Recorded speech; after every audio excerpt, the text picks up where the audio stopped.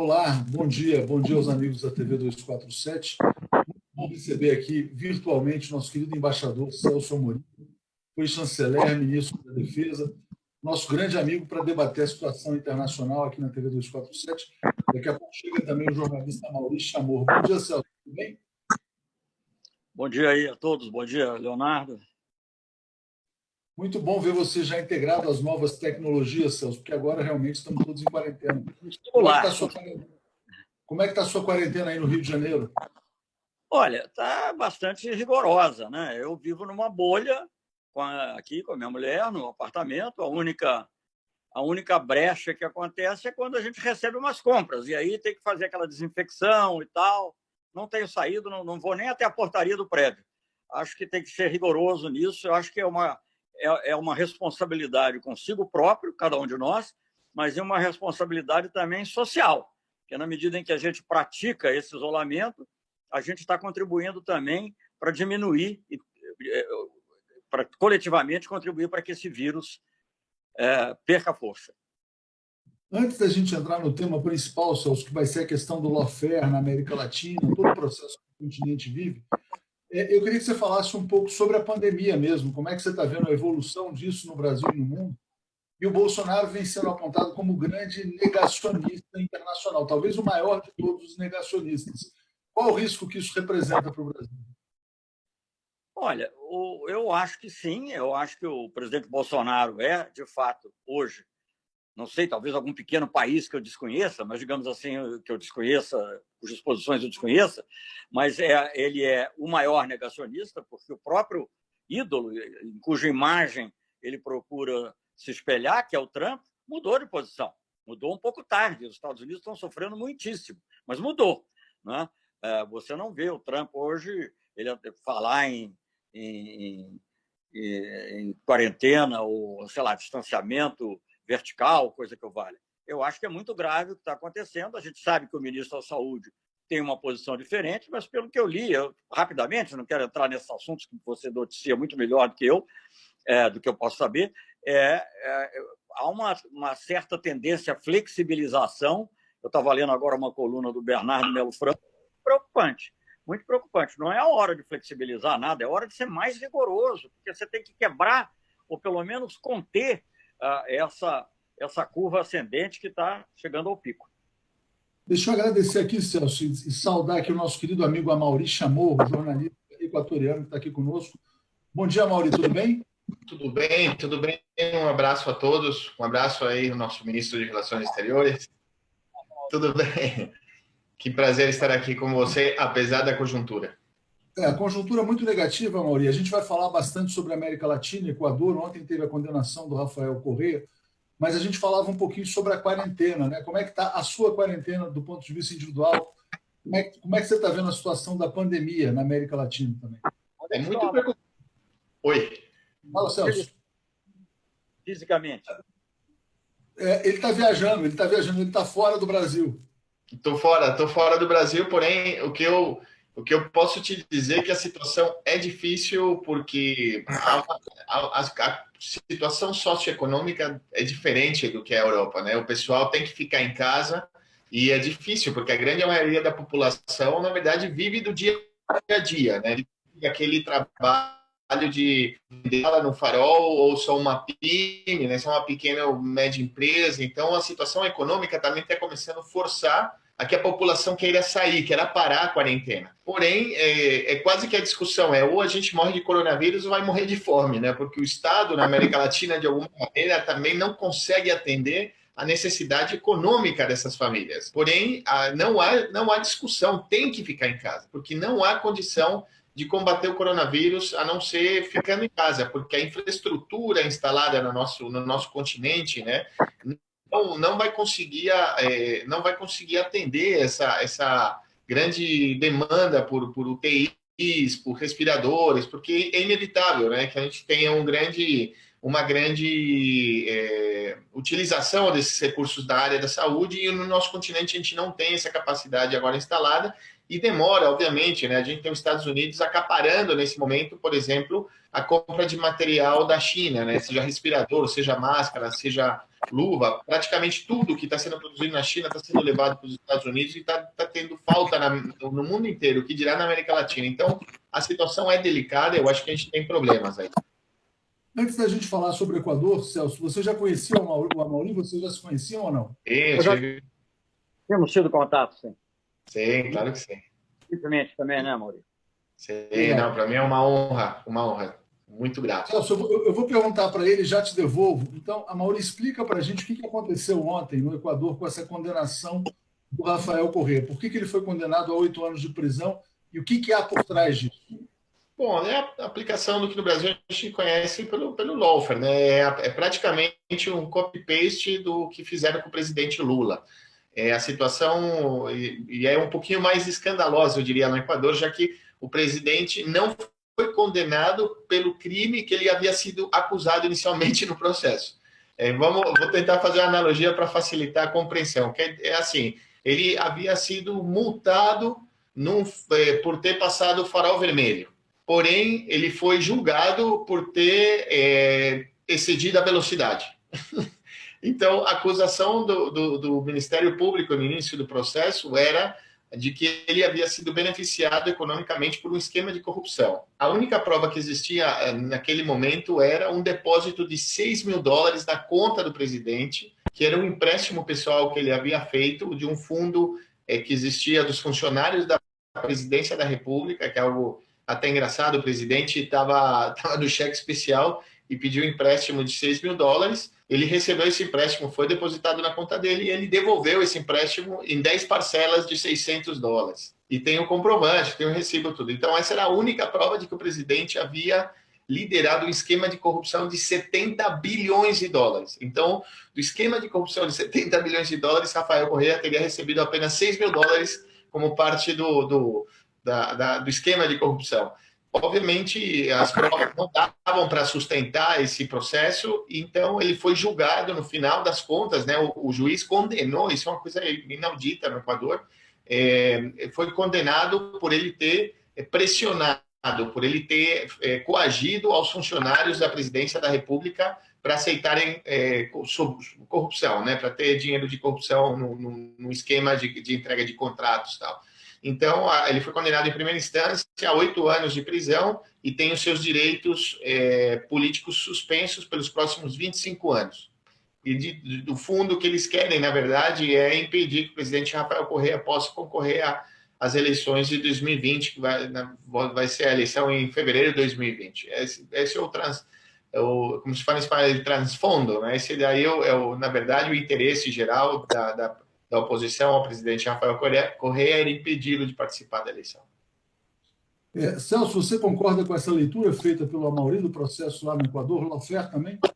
Os detalhes como ele conhece, mas eu acho que tem tudo para ser caracterizada como uma lawfare, né? Quer dizer, eu acho que essa perseguição política, em que você vai descobrindo algum pretexto jurídico, você primeiro decide quem você quer condenar e por quê, obviamente sempre uma pessoa e um projeto progressista, e aí depois você vai inventando ou juntando coisas que não têm a ver.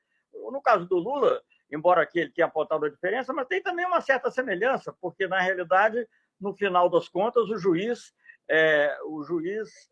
disse que ele não era por um ato indeterminado. Então também, quer dizer, as coisas vão variando. Ele começou sendo acusado de uma coisa, depois não pôde provar que havia um vínculo de corrupção em relação ao problema da Petrobras, que foi, aliás, o que teria sido a justificativa para levar o caso para Curitiba, por causa da ligação lá com o doleiro.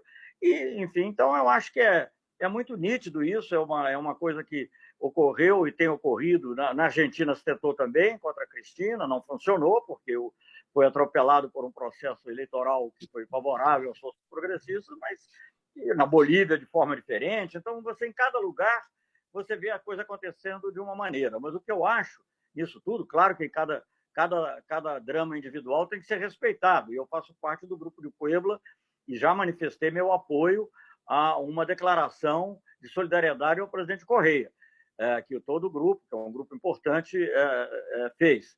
Agora, para cada situação individual, indiscutivelmente, é terrível. E nós todos agora temos que estar solidários com o Rafael. Mas não há dúvida que isso é um processo que tem a ver com o conjunto do continente.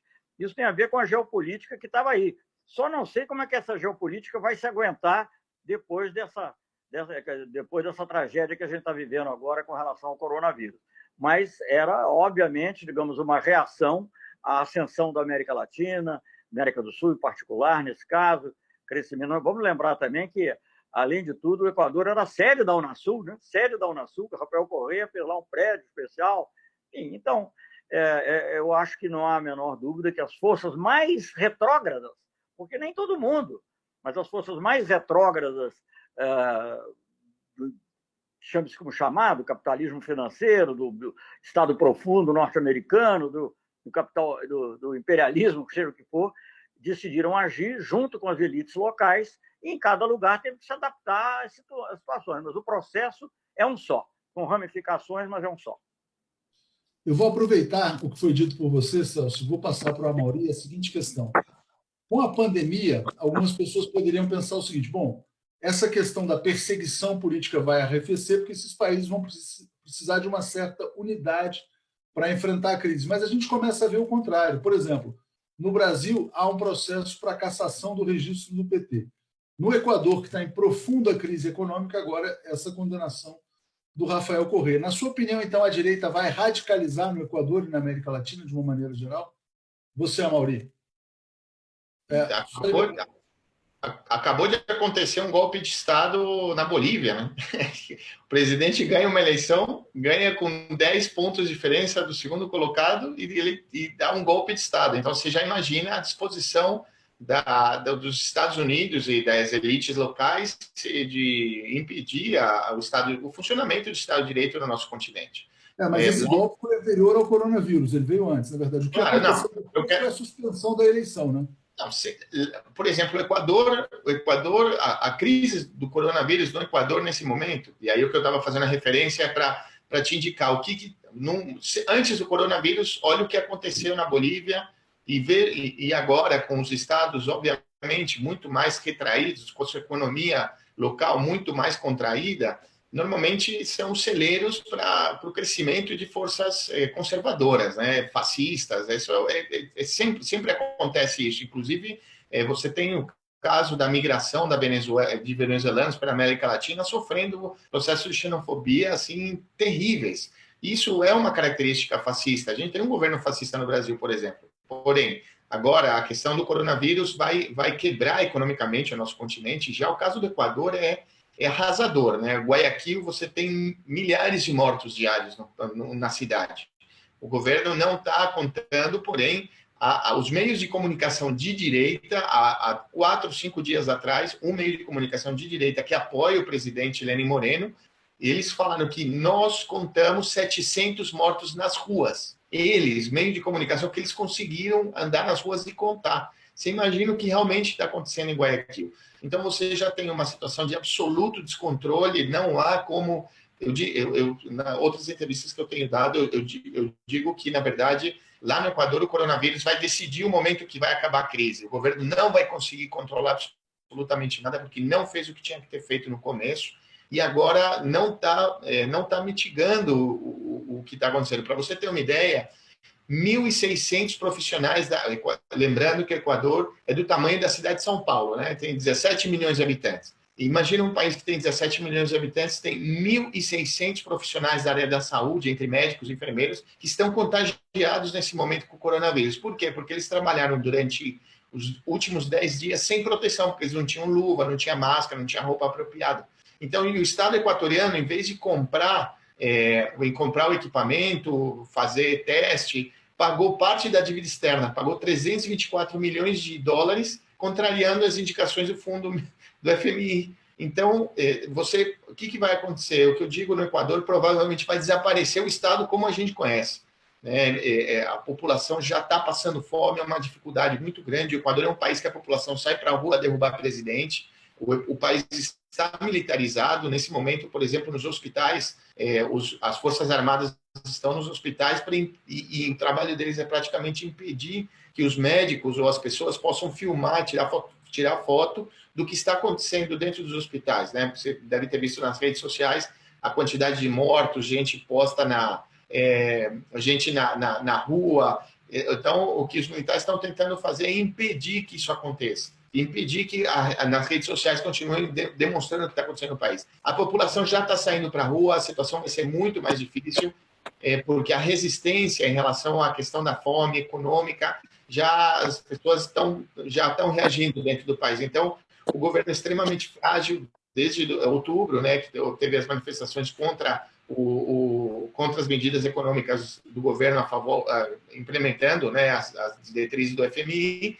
Então, o governo já estava muito, muito, muito fraco. Porém, tem muito apoio dos militares nesse momento, que, à sua vez, são o braço dos Estados Unidos dentro do Equador, né? Nos últimos 2 anos, se armou de novo, né, a estrutura militar que o Equador tinha expulsado em 2008, né, os militares estadunidenses voltaram a estar presentes, ter base aérea, tudo dentro do Equador. Então, basicamente, Lenín Moreno e o governo dele é mantido com base nisso, né, a presença militar e apoio militar dos Estados Unidos nesse momento.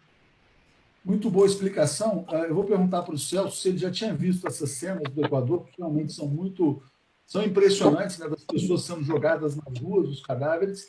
E se você acredita, Celso, que o governo do Lenín Moreno vai conseguir se sustentar por um bom tempo ainda, com esse apoio militar e apoio dos Estados Unidos?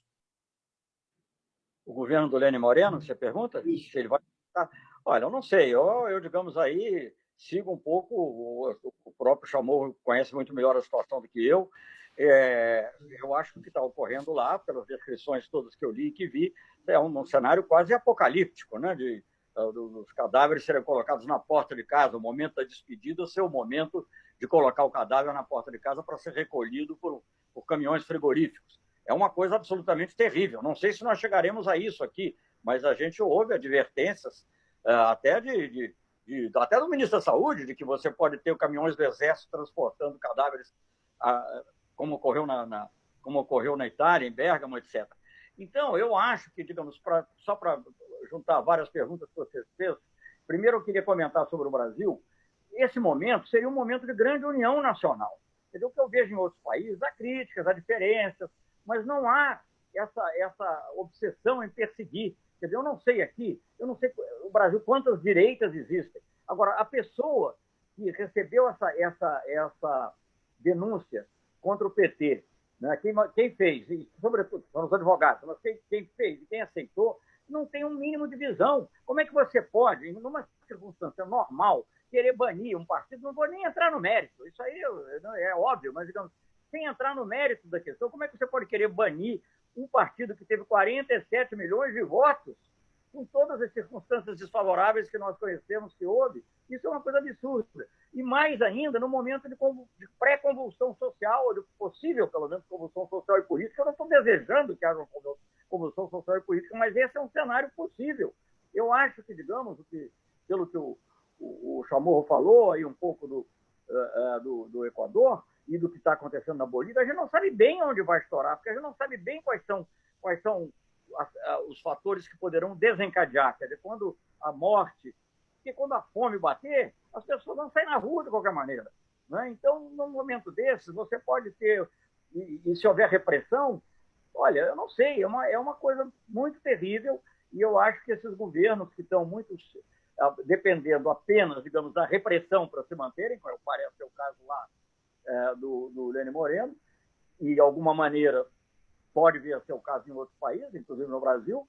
Eu acho que isso é confiar num absurdo, porque eu acho que a situação é muito grave, tem que se procurar em todos esses países, em todos esses lugares, é um grau possível de união nacional. Não quer dizer que daqui a 1 ano, ou 2, ou sei lá, 6 meses, ou não sei quanto tempo, o Dória vai defender as posições neoliberais dele, ou semi-neoliberais, sei lá, e o Lula vai defender as dele, e o Haddad defender as dele. Mas não pode, nesse momento, o país está esfacelado, fragmentado como nós estamos, e desgovernado, né?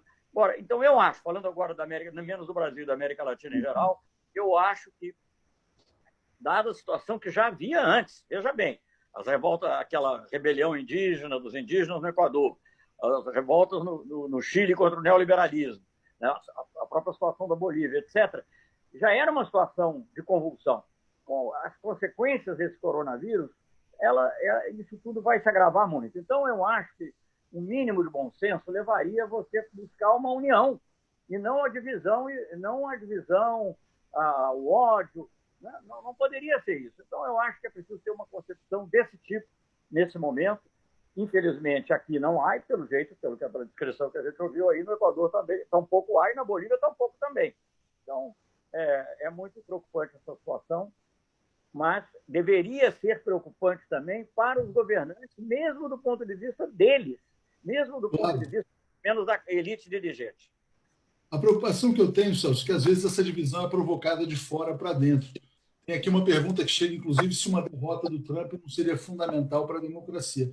Eu queria perguntar para o Amaury se ele conhece o perfil do embaixador dos Estados Unidos no Brasil, porque ele vem do Equador, o nome dele é Todd Chapman, ele estava no Equador, ele servia no Equador e agora ele vem para o Brasil. Quem é esse embaixador? Que apoio ele deu ao Lenin Moreno?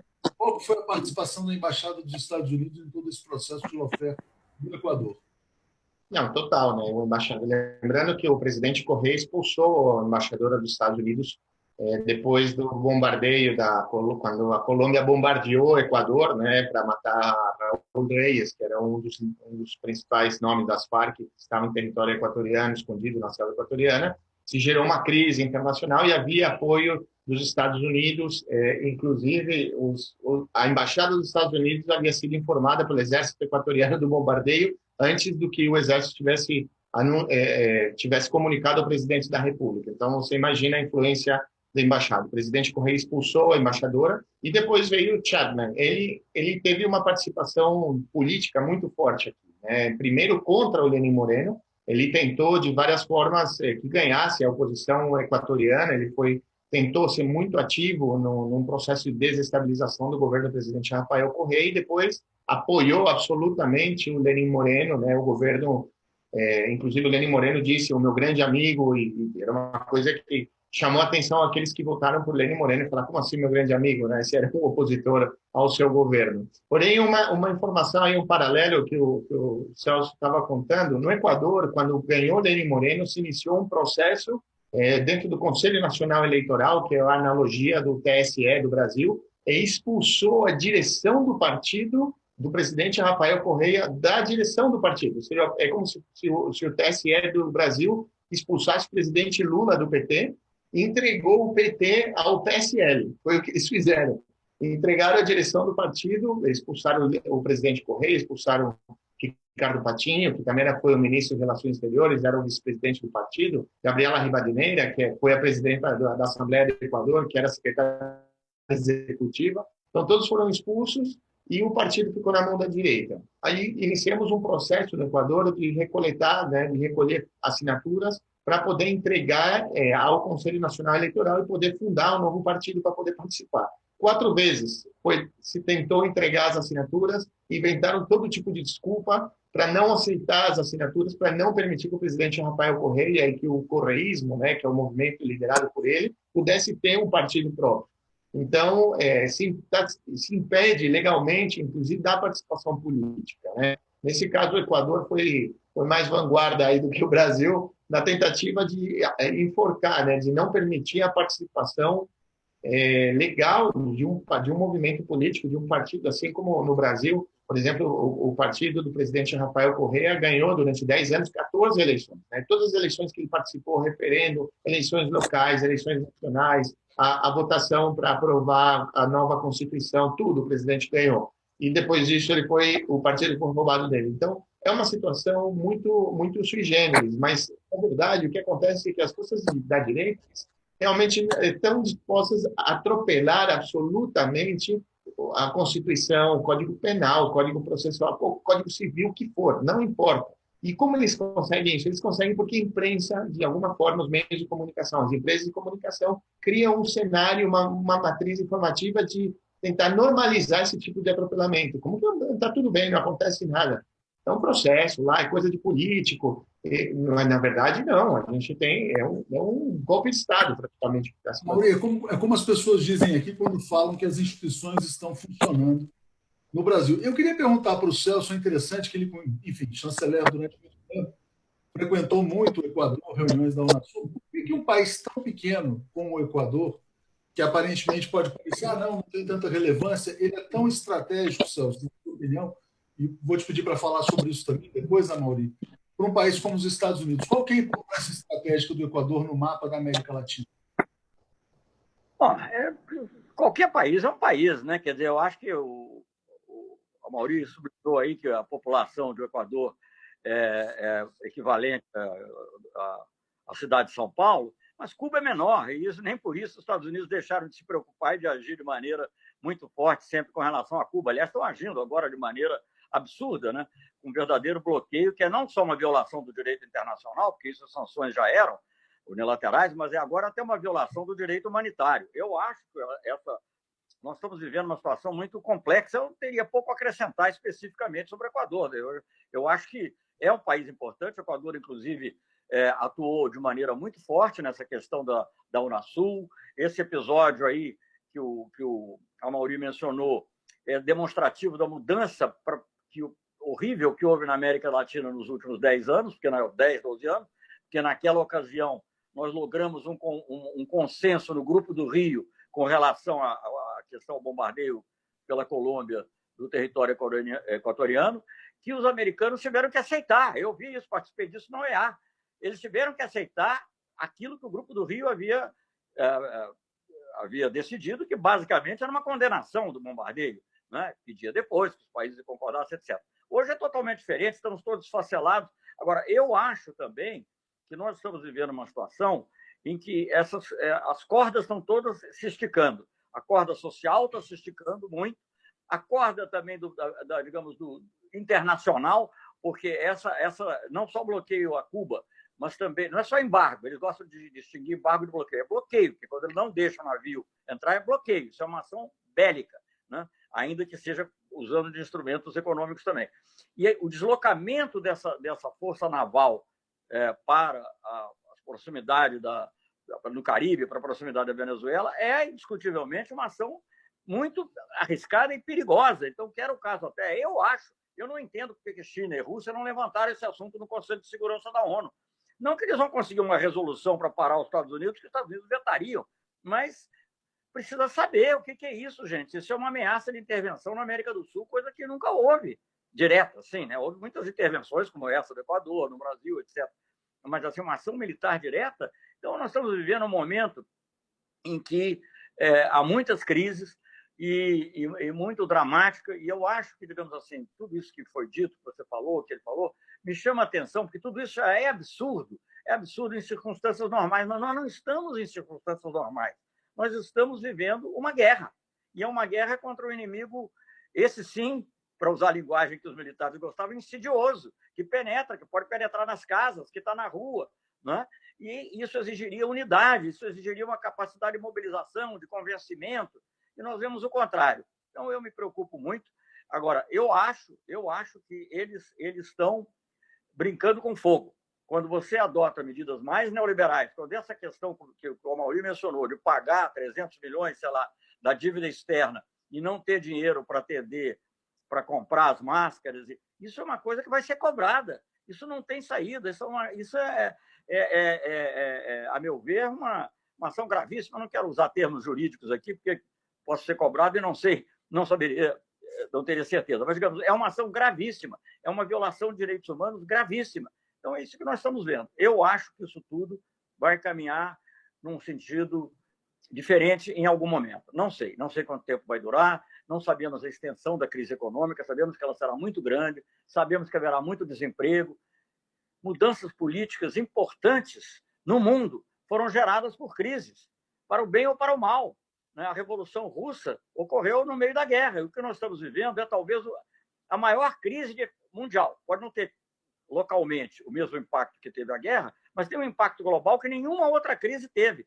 Como se lembrava, nem sequer a famosa, erradamente chamada de gripe espanhola, porque aparentemente começou nos Estados Unidos, mas ela chamada, digamos, não vamos chamar de gripe americana tampouco, vamos chamar a gripe de 1918, ela veio na esteira da Primeira Guerra Mundial. Então, já estava tudo desorganizado, já estava tudo...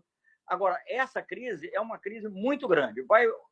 levar a uma reorganização, acho eu, depois, daqui na frente, do sistema internacional, certamente terá que ser, em que a hegemonia norte-americana já não será tão absoluta quanto foi depois da Segunda Guerra, mas, além disso, ela vai provocar, sim, que espolquem aqui e ali convulsões sociais, algumas poderão ter implicações políticas muito grandes. Se isso vai pender para governos progressistas, ou se isso vai acabar resultando em governos autoritários de direita, tipo lá o da Hungria, etc., eu não sei dizer ainda, porque isso depende de muitos fatores e não será igual em todos os países. Mas eu acho que o mundo não será o mesmo e eu acho que nós estamos... E falando só, porque, desculpe, eu passei por um tema mais global, mas, digamos, falando um pouco dessa reorganização que terá a ocorrer, o Kissinger escreveu dizendo isso há pouco tempo, né? Outros têm escrito, ou tem um artigo na Atlantic Review e vários outros. E o que eu fico muito triste é nós, na América Latina, Equador, vários outros, mas o Brasil, que teve um papel tão grande no G20 e outras coisas, provavelmente não vai participar, se continuar nessa política, não vai participar da reorganização do mundo, porque o Brasil não tem credibilidade. O Brasil não sabe preservar a Amazônia, não sabe lutar contra o coronavírus. Aquilo que nós comentávamos antes. O Brasil passa a ser um risco mundial. O Brasil não tem soberania, Celso. Deixa eu passar para o Amaury, aproveitando, já que você... E foi muito bom passar para esse tema mais amplo. Amaury, você se apresenta nas suas redes sociais como um soldado pela segunda independência da América Latina, né? E o Celso falou de Venezuela, desse bloqueio, assim como em Cuba. Como é que você está vendo a situação da América Latina como um todo e essa ameaça externa que o continente sofre, antes da gente depois avançar ainda mais para uma questão mais global sobre o mundo pós-coronavírus? Como é que você vê as ameaças hoje que pairam sobre a América Latina?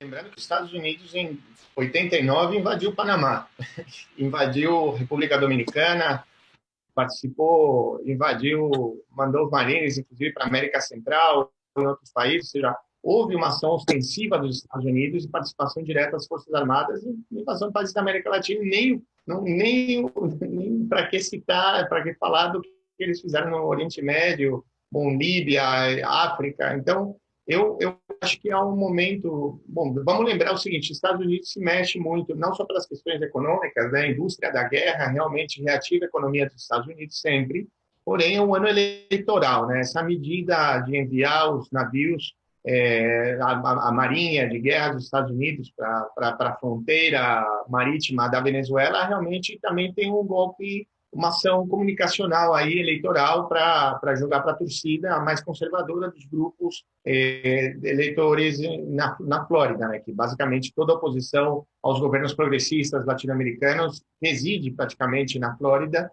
e é um lugar muito importante para ganhar a eleição. Mas a Venezuela, eu tenho uma outra leitura também. No caso da Venezuela, né, é um país que está recebendo absolutamente todo o apoio da China, né? Agora, no momento do coronavírus, tem uma situação per capita controlada, né? O número de mortos, o número de pessoas contagiadas é menor do que em outros países do nosso continente. Então, você imagina como explicar que um país com bloqueio econômico, com todos os problemas que ocorrem na Venezuela, consiga ter uma gestão eficiente, né, no caso da crise do coronavírus. Os Estados Unidos não agem apenas pelo... E aí eu volto um pouco mais atrás da sua pergunta, quando você tinha falado qual a importância do Equador, né, um país tão pequenininho, que inclusive é da periferia da América Latina, qual a importância do Equador? Eu acho que o Equador, assim como a Bolívia, que eram países que economicamente não representam absolutamente nada para o PIB do mundo, são países que deram lições no sentido de forma de fazer política, né? Forma de você criar uma constituição. O Equador foi um país que expulsou em 2008 uma base militar dos Estados Unidos. Vamos lembrar que Rafael Correa não renovou o convênio com os Estados Unidos e ordenou a saída imediata das tropas dos Estados Unidos dentro do Equador, né? Não é comum ver um país, ainda mais um país tão pequenininho, tirar de dentro de uma base aeroespacial dos Estados Unidos que controlava a fronteira com a Colômbia. O Equador deu o asilo para o Julian Assange, né? Eu acho que depois do Bin Laden, o homem mais procurado pelos Estados Unidos, enfrentando, obviamente, todas as pressões possíveis que você possa imaginar. Então, há uma situação que a América Latina viveu naquele momento, em países como o Equador, como a Bolívia, a Venezuela, bom, a Venezuela é a maior reserva de petróleo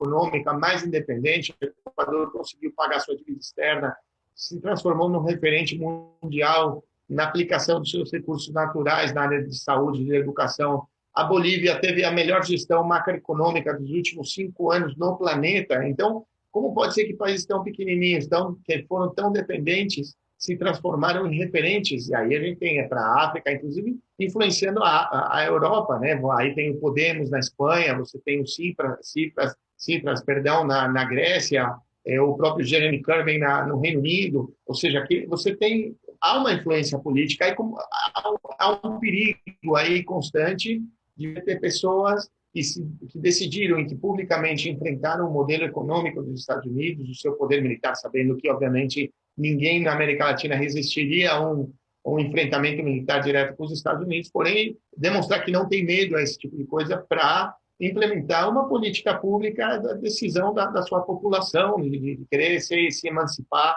E é o que eu falo, né, dessa tentativa da segunda independência do nosso continente, porque a gente, obviamente, a dependência da Europa, a dependência econômica dos Estados Unidos se faz presente. Então, eu vejo que há, assim, uma ação muito forte, né, os Estados Unidos conseguiram, ao longo dos últimos anos, imobilizar, paralisar, de certa forma, o nosso continente, né? O Evo teve um golpe de Estado, o Rafael Correa está inabilitado, o presidente Lula foi preso, a Cristina conseguiu, numa jogada política espetacular, lançar o Alberto Fernandes e sobreviver às pressões, aos processos e ganhar uma eleição presidencial. Mas a gente vê o que fizeram no Chile contra o Marco Henrique Zominami, que deu a vitória para o Pinheira. Então, o que estão fazendo na Venezuela é difícil, é complicado o que estão fazendo contra Cuba. Como você enfrentar, né? A América Latina se dissolveu, aí o nosso chanceler no Brasil foi protagonista nesse processo de união da América Latina, né? A primeira vez depois da independência da América Latina que a América Latina teve junta, ou pelo menos a América do Sul, independente de ter governos de esquerda e de direita. Lembrando que, por exemplo, Álvaro Uribe foi fundador da Unasul, quem diria, né? Junto com o Rafael Correa, junto com o Chaves, junto com o presidente Lula, conformando uma unidade para um bloco econômico, político, para poder seguir adiante como uma unidade continental que trouxesse vantagem para toda a América Latina. Então, é isso que os Estados Unidos não querem, essa união que é a principal força que a gente teria para enfrentar qualquer intempérie.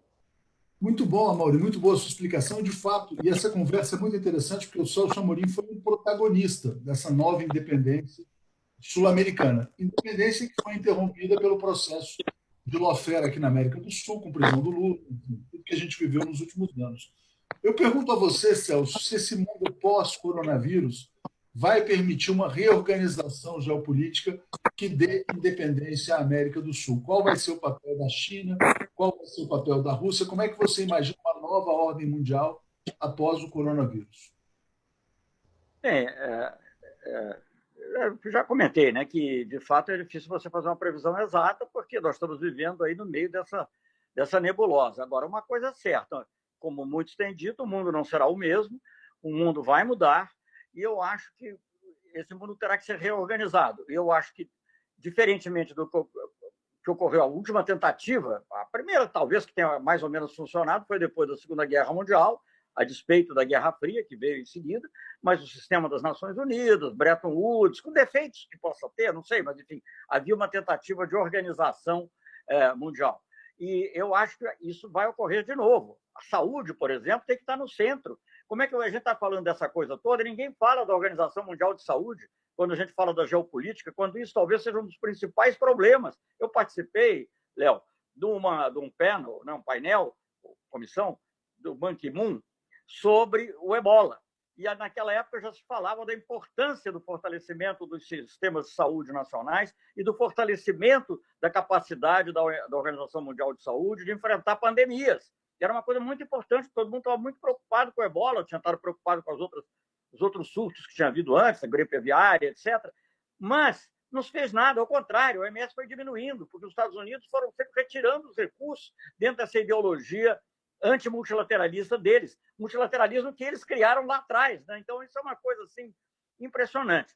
E eu acho que nesse novo mundo você vai ter que ter organizações econômicas, financeiras, que levem em conta as condições de trabalho, as condições de saúde, né? Tudo isso tem que ser muito mais integrado do que foi.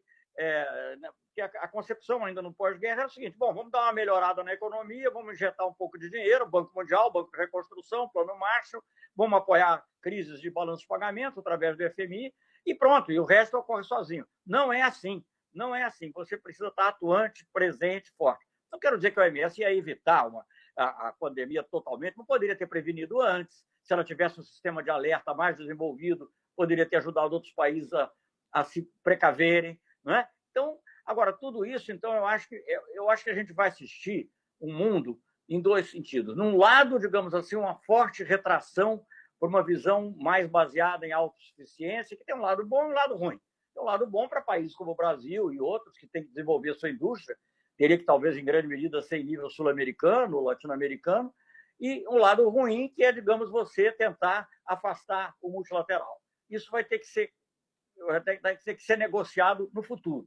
E dentro de que visão do mundo? Não será mais a visão do liberalismo. O que eu estava dizendo outro dia, se uma coisa é certa, é que essa crise do coronavírus e a crise econômica que acompanha vai marcar, diferente de 2008, ela é muito mais profunda, vai marcar o fim do fim da história, né? Fukuyama falava o fim da história, ia ser a democracia liberal em padrões ocidentais. Isso acabou.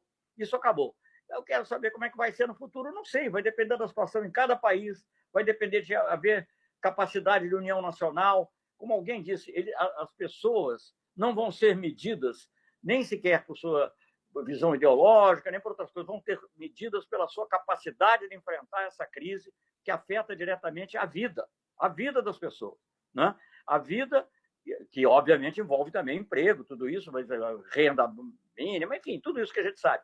Mas esse negacionismo que está ocorrendo no Brasil, outros demonstraram, mas mudaram. O caso do Trump é uma coisa tremenda, e o negacionismo implícito de quem, por exemplo, como no Equador, paga uma tranche da dívida em vez de usar o dinheiro para proteger a saúde. Então, eu acho que isso tudo vai ter essas consequências. Eu acho que você vai ter um período grande de muitas possibilidades de convulsão social, você vai ter, no nível internacional, uma reorganização em que o papel da China vai ser muito grande. No final da Primeira Guerra Mundial, da Segunda Guerra Mundial, perdão, a União Soviética saiu com forte soft power, porque ela teve um papel fundamental em derrotar o nazismo, mas os Estados Unidos também saíram com um forte soft power, poder brando, sei lá, de convencimento, reforçado depois pelo Plano Marshall, pela maneira como eles atuaram, etc. Agora, eu acho que é diferente, porque a China, até o momento, pelo menos, está demonstrando a maior capacidade de enfrentar a crise e está também demonstrando capacidade de cooperar internacionalmente no momento crítico, coisa que os Estados Unidos não estão demonstrando. Então, eu acho que tudo isso vai implicar mudanças importantes na organização do mundo, uma maior regulamentação da área financeira, que impeça essa especulação. Gente, antes mesmo do coronavírus, economistas que não são de esquerda, mas, enfim, ou que se consideram de esquerda, mas não são, neoliberais, etc., já estavam falando na desigualdade, é que preciso combater a desigualdade. Ora, o coronavírus vai demonstrar de maneira óbvia e clara a dimensão vital dessa questão da igualdade, da desigualdade, e isso só será possível corrigir mudando o sistema, porque esse sistema do capitalismo financeiro, com o capitalismo rentista, com as aplicações que não são no setor produtivo, só aprofundaram a desigualdade no mundo nos últimos 15, 20, 30 anos. Amaury, você concorda com esse cenário traçado pelo Celso de que vem aí pela frente uma nova ordem mundial, multilateral e com um papel mais importante para a China? Amaury, desculpa, você estava com o microfone fechado. Okay.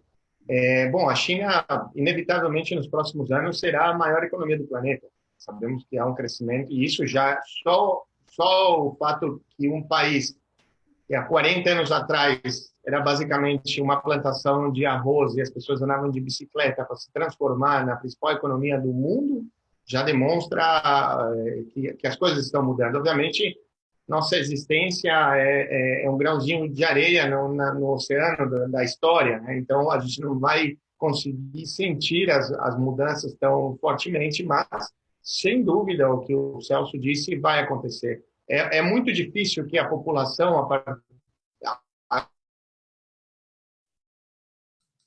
alguns países, e isso é um fenômeno muito interessante, a maioria dos países da América Latina, as elites estão acostumadas, se ele tem uma dor de dente, precisa ir no dentista, ele pega o jatinho dele, ele vai para Miami ou ele vai para Nova York e ser atendido.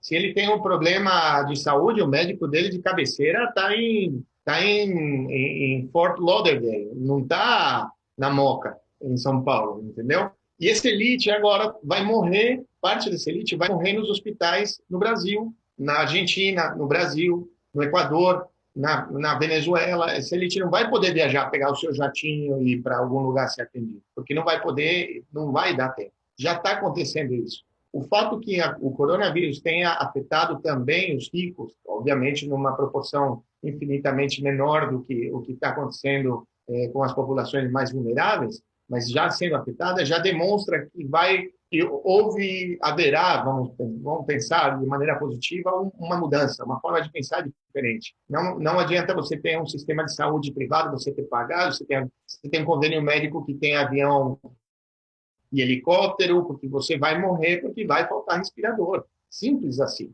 Então, essa vulnerabilidade das elites econômicas do nosso continente, do mundo inteiro, morrendo na Itália, na Espanha, na Inglaterra, você tem o primeiro-ministro do Reino Unido na UTI, né? Então, você, obviamente, já começa a enxergar que é para todo mundo. E se as coisas não mudarem, vai continuar afetando, porque, inclusive, havia uma segunda onda do coronavírus. Isso já os cientistas já avisaram que vai acontecer e que provavelmente será pior do que essa primeira. Então, há uma sensibilidade no sentido de que as coisas têm que mudar. Agora, vamos ver se as estruturas econômicas, né, o sistema financeiro internacional, que é dona dos meios de comunicação, vamos pensar se aqueles centros, pensando como funcionam os centros de poder, né, nos Estados Unidos, você tem os grandes fundos de pensão, que são os donos das empresas, e os fundos de pensão que são dos trabalhadores dos Estados Unidos, que já tem esse sentido absolutamente neoliberal, né, de ganhar dinheiro, a sua aposentadoria através de um fundo de pensão, você não tem a aposentadoria do Estado, vamos ver se isso realmente, a máquina, o coração da máquina, seja impactado. Se isso não acontecer, né, porque há uma proteção na tomada de decisões. Eu não acredito que Chevron vai querer mudar o seu processo de decisão, não acredito que os grupos econômicos, Goldman Sachs vai falar, não, agora a gente tem que ser mais solidário. Isso não existe, não se encaixa no neoliberalismo, capitalismo com solidariedade.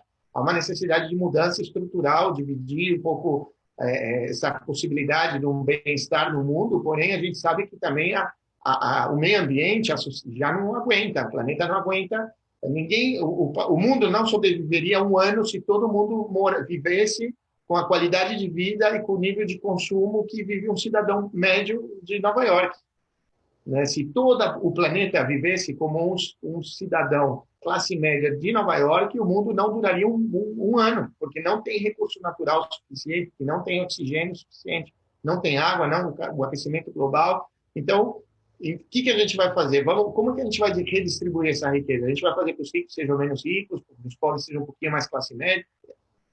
É difícil, hein? É difícil. Então, mas é um momento de pensar. Inevitavelmente, daqui vai existir uma mudança. Já se discute abertamente isso, que não nos Estados Unidos, a quantidade de gente que está morrendo nos Estados Unidos, em Manhattan, em Los Angeles, é algo que espanta, né? Se mostra a vulnerabilidade do sistema dos Estados Unidos de maneira geral. Então, agora vamos ver como as coisas vão acontecer. Claro, para a gente sentir, provavelmente a gente não sinta as mudanças, mas agora sim, o mundo daqui para frente vai caminhar. Eu vou aproveitar, Mauri, essa sua fala para já emendar com o Celso aqui. A gente está com pouco tempo antes de concluir. Eu abri agora a página da Bloomberg, né, e a notícia que está na manchete é: o Trump vai tentar reabrir a economia dos Estados Unidos. Os Estados Unidos estão com uma queda prevista do PIB no segundo trimestre de 20%, 25% e até 30%. Celso, você acredita que essa depressão econômica, talvez seja a maior da história, vai mudar o sistema de poder nos Estados Unidos, vai impactar na eleição americana, abre um espaço para a derrota do Trump e também para um novo modelo econômico? Como é que você vê a questão da economia, antes da gente fechar essa transmissão? Não, eu acho que vai ter um grande impacto, né? Quer dizer, se você verificar o que aconteceu, a depressão dos anos 30, né? e a chegada do Roosevelt, aquilo era uma ideia nova, quer dizer, você tem, inclusive, depois da guerra, novamente, o capitalismo tem muita força, voltou com força total, os Estados Unidos era o país mais poderoso e o capitalismo se expandiu no mundo, de modo que as reformas sociais que o Roosevelt iniciou levaram muito tempo para depois ser levadas adiante de formas diferentes e de maneira muito limitada.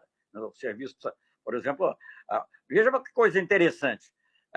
No Reino Unido, apesar deles terem lá o governo, bom, o Boris Johnson está internado, mas enfim, tem um governo de direita, ou centro-direita, bem à direita, aliás, para os padrões ingleses, até comparado com outros governos conservadores no passado. Qual é a entidade que mais aparece? É o National Health, é o Serviço de Saúde, que foi a grande criação do Partido Trabalhista no pós-guerra. Veja bem, outro dia eu vi um vídeo, eu nem sei se é fake, eu vi um vídeo aí do Guedes falando bem do Bolsa Família, eu não sei se aquilo foi montado, não sei o que era, mas enfim, eu acho que essas coisas têm uma força muito grande, ninguém se atreve a falar mal do Bolsa Família. Agora, então eu acho que essa situação vai criar a necessidade de um serviço de saúde melhor nos Estados Unidos, de regras trabalhistas, de outras coisas que estavam desaparecendo no meio desse capitalismo selvagem, dominado pelo capital financeiro. Veja, por exemplo, a indústria de remédios, nos Estados Unidos. E, historicamente, a indústria de medicamentos na Europa, etc., estava muito ligada a grupos familiares.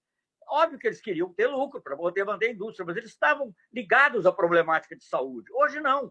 São investidores do mercado financeiro, eles só querem o lucro. Então, o que acontece? Que há um desvio crescente das pesquisas, já havia no passado, mas há um desvio crescente das pesquisas para aquelas drogas que atendem parcelas ínfimas da população, mas que podem pagar um preço que dá lucro para o produto, que não corre o risco de ter uma licença compulsória num país em desenvolvimento, coisas desse tipo. Então, eu acho que essas coisas vão mudar. Eu acho que vai ter uma mudança historicamente, e eu acho que, inclusive, nos Estados Unidos também. Não sei qual será o impacto na eleição agora, não sei ainda. Não sei, hoje, coisas contraditórias, vai depender muito de como a coisa se desdobre. Mas, até porque não vejo também no candidato que está à frente, no Biden, do lado dos democratas, uma coisa muito firme. Ele adota posições mais avançadas, mais democráticas, digamos assim, no sentido, mas não é uma confrontação com o sistema. Eu acho que o que vai acontecer nos Estados Unidos, forçosamente, é uma coisa mais próxima de uma contestação do sistema. Se vai prevalecer ou não, não sei, e é por isso que eu tenho dito, a gente não sabe no futuro se isso vai pender para governos mais autoritários à direita ou se efetivamente uma coisa mais democrática e mais popular vai vigorar. Espero que seja a segunda.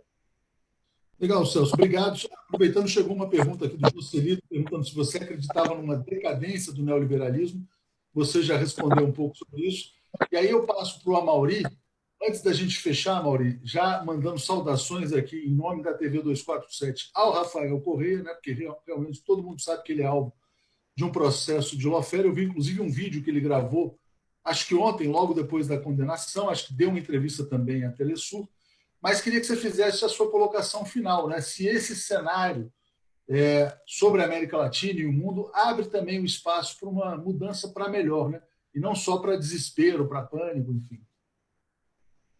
Eu acho que sim, porque o mundo viu que aquela fantasia do individualismo, da interdependência das pessoas, da capacidade de empreendedores sair adiante sem não ter que olhar para o lado, isso não existe mais. Hoje, com o coronavírus, se não é o Estado que te proteja, se não é o Estado que compra o aparelho, se não é o Estado que constrói a cama, as UTIs e que contrata os médicos, o sistema financeiro, econômico, privado, as empresas, os convênios não vão salvar a população do coronavírus. Então, acho que a população se dá conta que a relação do Estado como um ente protetor, o Estado, que é a representação institucionalizada da sociedade, ela tem que ser repensada no sentido de zelar pela sociedade, não zelar por pequenos grupos econômicos, já que esse modelo frente a uma hecatombe, que é o coronavírus, não se sustenta. Eu acho que é uma oportunidade única na Terra, no momento em que o meio ambiente, também a existência nossa como seres nesse planeta, também começa o relógio a entrar em contagem regressiva, né? Porque há uma situação também do aquecimento global, da destruição do meio ambiente, que vai se transformar em algo Muito bom. O Amaury congelou um pouco aqui, talvez pela conexão. Então, vou te passar, Celso, para você fazer uma colocação final aqui. Para uma conclusão geral, eu queria dizer o seguinte: nós vivemos muitas crises simultaneamente, a crise econômica, a crise do coronavírus, tudo isso gerando uma crise política, e temos o que faz uma crise humanitária. Mas dentro da crise humanitária há um aspecto especialmente perverso, que eu mencionei en passant em relação a Cuba e a Venezuela, mas que é verdade também em relação ao Irã. Eu conheci bem o Irã por causa das nossas tentativas de ter lá uma pacificação. O Irã é um dos países que mais está sofrendo com o coronavírus, e o embargo americano não permite o Irã comprar. Isso é um crime do ponto de vista do direito humanitário. Então, nós temos que ver tudo isso no seu conjunto, e também as pessoas terão que ser julgadas por isso no futuro. Era só uma observação adicional, porque eu acho que é justo fazê-la. Muito bom. Obrigado, Celso. O Jocelito também pergunta aqui sobre um sistema de saúde universal, mundial, e isso tem sido colocado. Inclusive, o Xi Jinping da China defende agora a criação realmente de um sistema globalizado, né, do controle das pandemias, da saúde de uma maneira geral. No momento em que o Trump está dizendo que vai cortar o financiamento à Organização Mundial da Saúde. Queria agradecer muito ao Amaury, agradecer muito ao Celso. A gente tem o Giro das Mãos começando daqui a pouquinho. Foi um grande prazer falar com vocês dois nessa manhã. Obrigado, Leonardo. Um grande abraço. Obrigado a todos. Continuem aqui com a gente. Valeu, gente. Obrigado.